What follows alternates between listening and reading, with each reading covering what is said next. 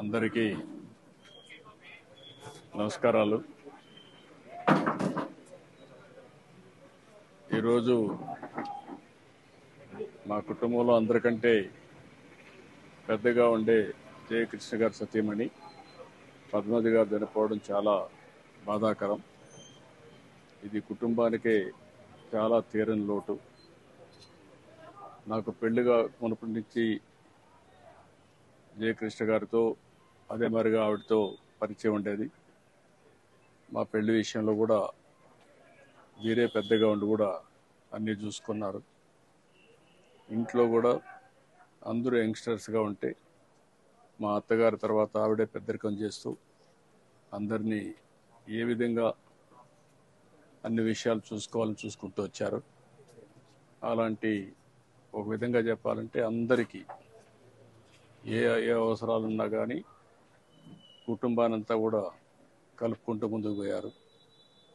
ఇటీవల కాలంలో ఆవిడికి సుస్థి కావడం, అనారోగ్యం కావడం, దాంతో ఈరోజు తెల్లవారుతో చనిపోవడం చాలా బాధేస్తుంది.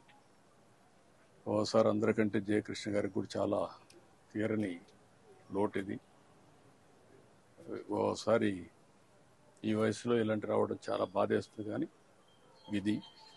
ఇలాంటి సమయంలో నా బావగారికి అయితే ప్రగాఢమైనటువంటి సంఘీభావాన్ని, సానుభూతి తెలియజేస్తూ దేవుడు ఆయనకి అన్ని విషయాల్లో ముందుండాలని కోరుకుంటున్నాను.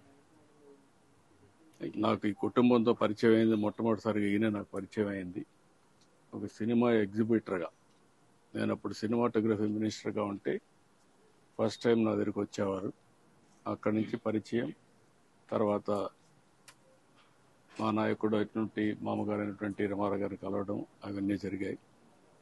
ఈయనే అన్ని విషయాల్లో ముందున్నారో చూశారు. అలాంటి వ్యక్తికి ఈరోజు రావడం చాలా బాధేస్తుంది. ఏదేమైనా మేమందరం అండగా ఉంటాం. ధైర్యంగా ఉంటాడు. ధైర్యంగా ఉండి ముందుకు పోతాం.